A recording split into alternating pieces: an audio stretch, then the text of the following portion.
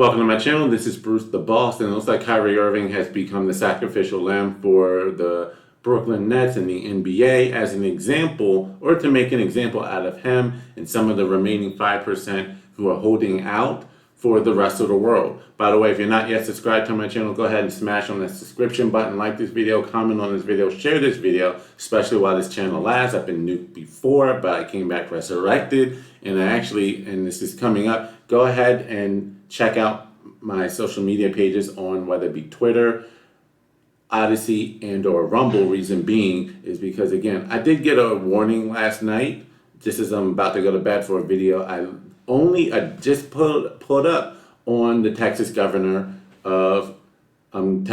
Abbott doing the vaccine mandate executive order, barring any entity, business in particular, from being able to deny employment and or service to anyone who has not gotten a jab for any reason, not just medical and or religious, but for any personal or conscientious reason. Big, and somehow that got flagged. I was able to appeal it, finally won one, but I'm always at risk of censorship of anything that goes against the singular narrative of everyone must be in massive fear, everyone must get the jab. So why is Kyrie Irving's situation very important? Well, just to give the breakdown of what happened, the Brooklyn Nets essentially are saying, we're not going to play him, even though they essentially could. I'll first read a statement from their general manager, Sean Marks, and I quote, "Given the evolving nature of the situation and after a thorough deliberation, we have decided Kyrie Irving will not play or practice with the team until he is eligible to be a full participant. Kyrie has made a personal choice, and we respect his individual right to choose. Currently, the choice restricts his ability to be a full-time member of the team, and we will not permit any member of our team to participate with part-time availability." Bull. "It is imperative that we continue to build chemistry as a team and remain true to our long-established values of togetherness and sacrifice. Our championship goals for the season have not changed, and to achieve these goals, each member of our organization must pull in the same direction.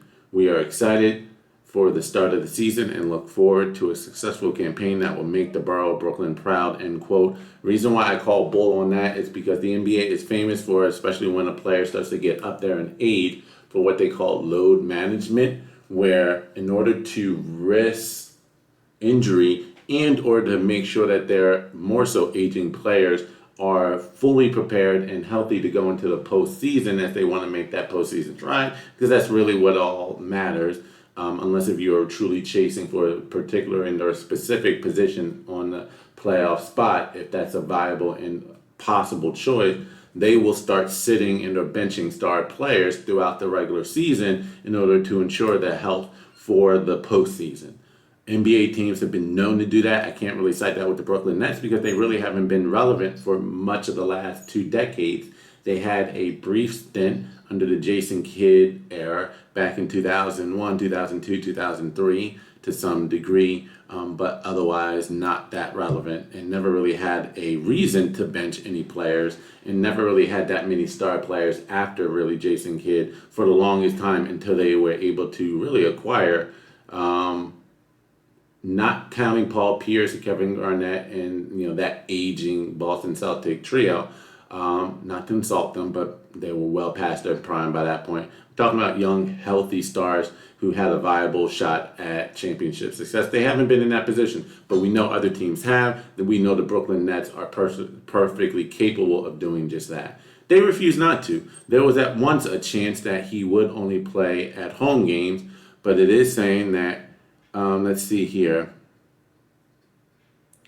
But he's rarely been with the team. The Nets announced that the team announced today, Tuesday, that Irving would not play or practice with the team until he can become a full participant, ending the idea that he will play only road game. Because again, this is a rule that mostly only affects those draconian states with leaders who are drunk on power, whether it be Gavin Bang Your Wife Newsom of California and or, well, can't really speak to Andrew Cuomo now that he's out, but the wheels have been placed in motion, and he was just one cog off out of a bigger move, including Bill de Blasio, that's all about follow these orders, or else you would be considered a second-class citizen. So it was really only restricted mostly to those two states. He still would have been able to play in more close to half of the other games, though. Maybe not all 41 other games due to California, Warriors, Lakers, and or Clippers in California, in the Sacramento Kings. So, okay, those are 4 other games. So 37. He still would have been eligible for close to about the other 37 games, not to mention postseason, where they'll be on the road. So it really doesn't make any sense why, other than they're trying to make him bend the knee. Because if they can take away his full salary, not just half, but his full salary, his full pay, we'll see whether or not he bends the knee. And they're trying to make an example of him because this is all about a singular narrative. Get everyone on board. They were trying to make the push to get everyone jabbed to the, hoping to get over 75%, well past this mark. They were looking to get over 70% by in the 4th of July. When they realized they were failing on that, I did a video. Bill de Blasio basically was coming out saying, all right, we gave him the carrot with the stick. Now we're about to give him the stick and give him hell. And you had other commentators on CNN start saying those quiet things out loud, which doesn't make sense why they're going to push this hard. Because for one thing, what they were originally selling us on what the jab would do isn't accurate at all, because they were originally telling us that you get the jab and you be fully protected from getting it and or spreading it. Therefore, those who got fully jabbed could go out in public in large settings, small settings, whatever the case, without the mask. But then the CDC director came out and said this on CNN. I did a video, go check that link out there, basically debunking a lot of that and stating that, especially with the Delta variant, while it is very effective in protecting the individual from severe symptoms and or hospitalization, you can still essentially spread it. You can still get it and spread it to others. Outbreaks still do occur. Again, look at Harvard University, look at Duke University, look at Israel right now. And not to mention a lot of the studies, and I did a video on the CDC leak showing that the viral load is exactly the same in those who get jabbed versus those who do not get the jab. If they contract the virus, the viral load is exactly the same, correlating with the high outbreaks in a lot of these fully vaccinated or fully jabbed communities and or settings. So it's all coming together and makes it, you can still get it and spread it. So if it doesn't stop the spread, why are these people mandating? I think a lot of people peep that, and also peep the fact that while this is a serious virus for many people, and it has ruined a lot of lives, it's not the same for every demographic. And so a lot of people were making risk assessments that we've been doing all of our lives and throughout human history. Am I really at risk of severe symptoms of this? I can get it, but my chances of severe symptoms, given age and health, are extremely low. So people were making their own risk assessments, and people were peeping that. And so vaccination rates started to really shave off early on. It was mostly the people who were already at risk and or particular political persuasions that rushed to get it. And once you ran out of them, they were out. And that forced the government's hand to start doing more strong arm tactics, such as mandating it amongst federal employees, military, and or hospital staff. That's the only way they were able to get it. But how did they get the rest of the population?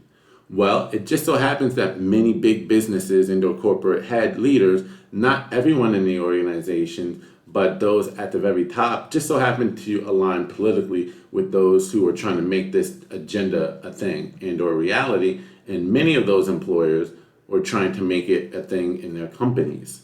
Now, some made it a thing for all of their employees. Others limited it to certain situations, especially since a large population of the workforce, or a large percentage of the workforce, made remote working and or virtual working their new thing. So how could you really justify it? So then the White House decided, all right, let's drop another shoe with this federal mandate through OSHA, which hasn't even come yet. So I think that was really just a head fake to force a lot of the corporations. And so what they're hoping is to really get a lot of coercion that way. and not giving individuals really much of a choice. I mean, the choice is being feed your family or get the jab, especially if it does become a thing with 100 or more employee rule through OSHA. There really won't be any options. They're hoping they can get people to bend the knee, but they're really scared of people waking up. So much so that look what happened with Nicki Minaj. The moment she started speaking out and or questioning things, they started coming down on her with a ton of bricks, and even got to the point where the White House got so desperate they reached out to her to try to take her to a re-education camp to get her to promote the jab once they can convince her to get it. And that it wasn't about having a discussion and hearing her out and hearing her concerns, answering her concerns, and answering any and all questions from all angles. It was about trying to get her on this singular objective. Even Twitter got to the point where they tried to suspend her because they were afraid of what her voice would have. Things are getting so desperate. I did a video on the Southwest Airlines situation, for instance, where there is a collection of pilots and possibly airline controllers, and from what I heard, even potentially thousands of stewardess who, or flight attendants, I should say, who have not gotten a jab with Southwest and decided to call a sick out. They can't, because they can't legally do a protest due to certain union rules and or things of that nature. So they decided to coordinate a sick out and bring Southwest Airlines to a screeching halt. I say this to say, if the people rise up together, they can potentially beat this thing and show the companies or corporations that we may not run the companies, but we make it run. And you cannot proceed further if you have this good percentage of us still holding out. We may not represent the overwhelming majority, but it's just enough of a percentage that can really make a noise and bring this thing to a halt.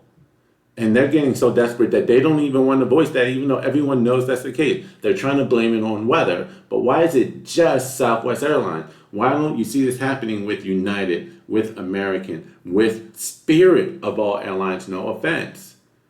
Making a lot of the same flights, interstops in Florida and then out and things like that. And you look at the weather reports, and at the time, or Doppler radar, you really don't see what they were talking about. But the fact that they tried to blame weather and it was only somehow affecting Southwest, I don't know how that happened. They must think that the population, based upon what they know about the educational system, is dumb enough to believe that crap. Of course it's a protest. Of course it's a coordinated effort amongst the employees. But they don't want you to know that because they don't want people to start getting wise to what's going on and know that they can fight it. They don't want that. And they're trying to make an example out of Kyrie, because if he keeps holding out, he can help inspire these other individuals, a lot of people, to do the same. A lot of companies are relying on individuals to bend the knee. I can speak for my company in particular. I did a video speaking on what my company came out and did, and they were literally trying to, despite the fact that we are fully remote, trying to pressure us remote employees, despite there not being any rule and or no official HR policy on requiring remote workers who were hired prior to September the 15th to get the jab, given our remote location and their situation. Only for those who go in the office, which is not my department at all. They have completely abdicated their responsibilities and their rights within the building, sold the seats pretty much. So we are fully committed to working from home, not to mention the fact that we started hiring across the country, irrespective of your location, which now a good 25-30% of the new hires hired within the past couple of months are all in locations nowhere near an office. And we only have 2 offices, and one in Scottsdale, Arizona, another here in San Antonio, Texas. And a lot of these people we're hiring, almost none of them are nowhere near those places. So no intentions of working strictly in the office, no time in the near future. And yet, managers try to get on and say, well, you better submit your vaccine card by the end of the month. And if you do want to do a religious and or medical exception, you better have done it by Friday, October the 8th, which has already passed. They really tried to pressure these people into getting and or doing it. And I just talked to one individual who wound up getting the jab. And today she's just so sick, which is natural. When you get most jabs, you're supposed to be infected with a version of the virus, which will get you sick, and your body's supposed to fight it off. So I am just praying that it's just a normal course of it and nothing more severe. But I digress. There are just a lot of underhanded tactics and they're making sure that they don't let the people know what their options are. They're trying to make them think that their jobs are at risk. Better submit otherwise. If you have people like Kyrie holding out, if you were to make it known that Southwest Airlines pilots and or flight attendants in this larger number were banding together and holding out and risking everything. Kyrie can probably hold out longer than the average individual, given the fact that he's been in the NBA for a little over a decade now, I believe. He has his millions. He's pretty nicely set financially. But the average individual who was living paycheck to paycheck probably can't make that sacrifice, but probably will be willing to die on this hill if they see that they are not alone. And he can represent that. And that's why this is very important. Again, while entertainers may not be leaders, they definitely have a platform that can influence millions of individuals. And there are still over 100 million Americans, 120, 140 potentially, who have not been jabbed across the country, who probably will automatically say, no, I'm not, unless if my job says otherwise. But we're seeing enough people rise up, enough nurses. I did a video on them as well, by the tens of thousands. Go check that out. Yesterday's heroes, now they are the enemy. So they need to make an example out of Kyrie Irving. They need to make him to bend the knee before you see more uprisings across the country and individuals standing up for their rights. And I'm very interested to see also, will his friends and or teammates really stand by him? It was very easy for them to protest last year when it was convenient and there was no sacrifice to them, and they saw that it was the popular thing to do with BLM. But will any of his peers and their teammates see what injustices is being done to him? Because it should be very much, again, a personal decision, but they're trying to force him to bend the knee, despite the fact that, again, even if he gets the jab, he can still catch it and spread it. We're still seeing outbreaks. Why is this mandate so necessary? Why are you risking someone's life and livelihood to this degree? We'll see who his true friends and or peers are, and whether or not if they'll be able to stand by him. This will be very interesting. Will James Harden stand by him? How about Kevin Durant? What about his former teammates like LeBron James and or other quote-unquote activists around the league? Will they stand in solidarity? We know Beasley will, likely, to some degree, or at least Beasley's making his point and definitely defying the odds. We also see that with Jonathan Isaac, who's not trying to be a martyr to any degree. He's just speaking his truth in his mind and holding to his principles. I don't see him wanting to go in the forefront, but he's doing his thing on the same fight of resistance, but I would love to see others who would try to stand by and show their support and their solidarity for Kyrie Irving. So that's the video. Let me know what you think in the comment section. Otherwise, again, don't forget to like this video, comment on this video, share this video, subscribe to the channel. This is Bruce the Boss. Love to know where you're at on this fight. Otherwise, and I've got your back no matter what your decisions are. Whether you choose to get the jab, choose to not. This is not a war against the jabbed and the unjabbed. Definitely a war against the establishment and those trying to bend their will upon the population to agree, even if it doesn't necessarily make sense, and destroy entire livelihoods in order to do it. That's my statement. So I'm with y'all. If you're with me, peace out. Later.